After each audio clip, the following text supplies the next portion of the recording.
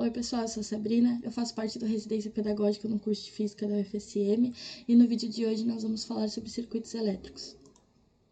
Bom, o que são os circuitos elétricos então? O circuito elétrico ele é formado por a ligação de elementos eletrônicos, né? Uma vez que eles estejam todos ligados, ele vai gerar uma passagem de corrente elétrica. Mas por que a gente usa isso no nosso dia a dia? A gente basicamente usa para ligar qualquer coisa que a gente quer ligar eletrônica dentro da nossa casa, né?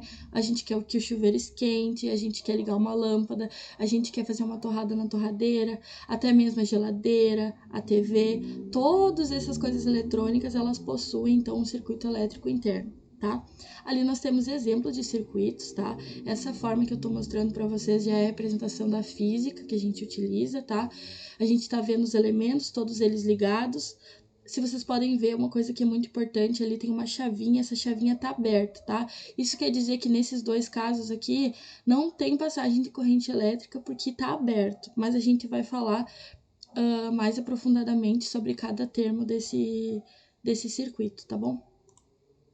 Aqui também eu trouxe um exemplo um pouquinho melhor para vocês verem o que é um circuito, né? Então, a gente tem aqui uma pilha, né? Uma bateria. Ela tá ligada, então, por um fio, né? Na lâmpada e tá ligada por um fio também no interruptor. O que acontece, né? Se a gente quer ligar ou desligar, a gente usa o interruptor ali, que a gente pode ver na direita.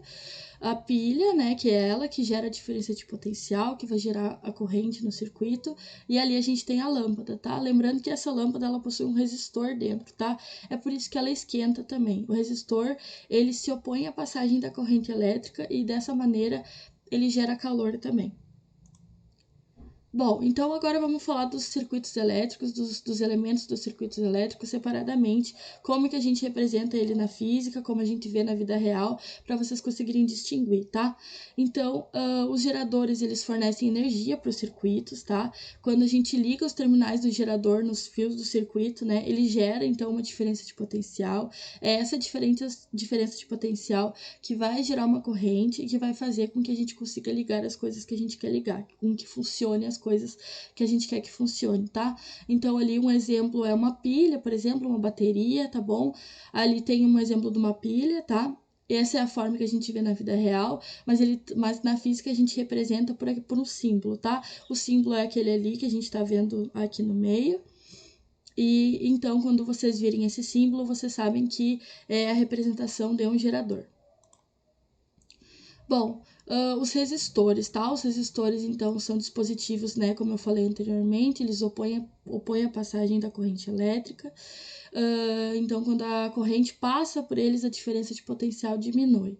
Como que a gente vê um resistor na vida real, né? Vocês podem ver o resistor na vida real dessa forma ali na esquerda, tá? E na física, quando vocês estiverem estudando sobre circuitos, vocês vão ver da forma da direita, tá bom? Outra coisa muito importante nos circuitos, né, como vocês tinham visto lá, é as chaves, os interruptores. Eles servem então para abrir e fechar o circuito, né, deixar a corrente passar ou interromper a passagem da corrente, né. A gente quer ligar a luz ou a gente quer desligar a luz, né. O interruptor, da forma mais básica que a gente pode ver, né, o interruptor da luz, por exemplo, e um símbolo dele é representado por aquela chavinha, tá? Quando a chavinha está aberta, o circuito está aberto, não passa corrente elétrica, a lâmpada não liga, mas quando está fechado, passa corrente elétrica e a lâmpada liga. Bom, os capacitores, né? Os capacitores, eles armazenam, né?